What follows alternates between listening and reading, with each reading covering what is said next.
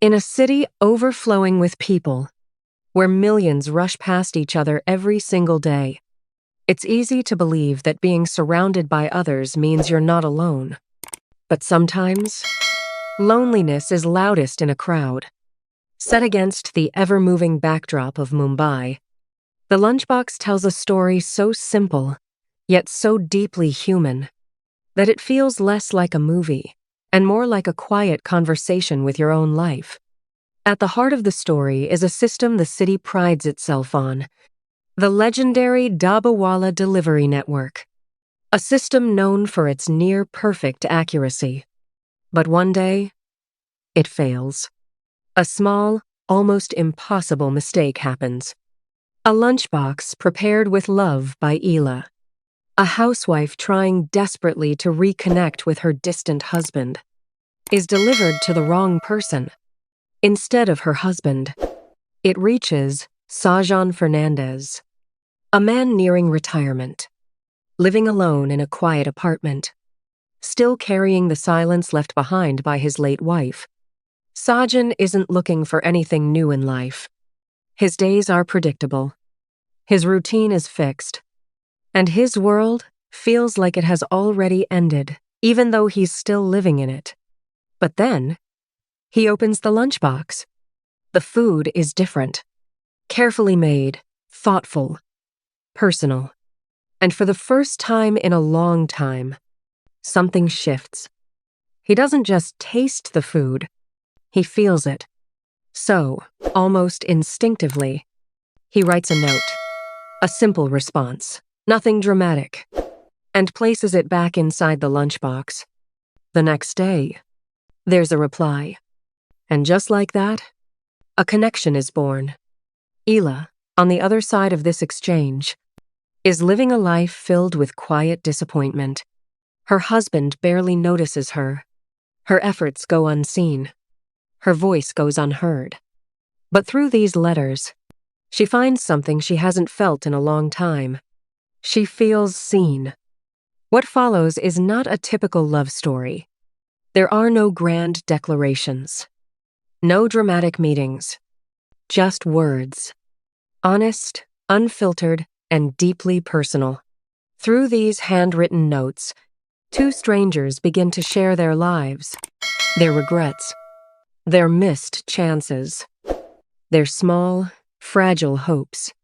And slowly, they begin to heal each other.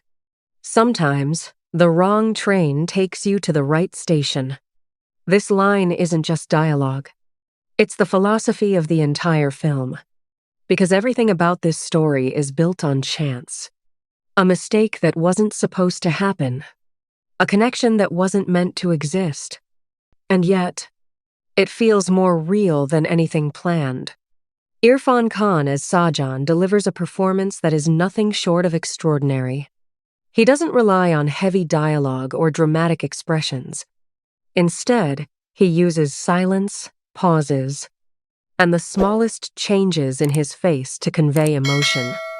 You don't just watch his character. You feel him. Nimrat Kaur as Ela brings warmth and vulnerability to the screen. Her journey feels incredibly real. A woman stuck in a life she didn't choose, finding courage through the simplest of connections. And then there's the city of Mumbai itself, not just as a setting, but as a character. Busy, noisy, unforgiving, yet somehow capable of creating something so delicate and beautiful in the middle of all its chaos. The film moves at its own pace. It doesn't rush to impress you.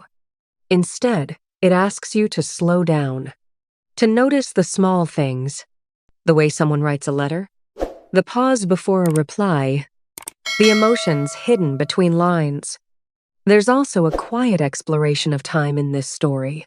Time lost, time wasted, and time that still remains. Sajan begins to question his decisions. His regrets start to surface. Ela begins to imagine a different life, one where she is valued, one where she is happy. But here's the beauty of the lunchbox. It never tells you what to feel. It simply shows you life as it is. Messy, uncertain, incomplete. And as their connection deepens, one question starts to linger. What happens when two people who were never meant to meet start meaning everything to each other? Should they meet?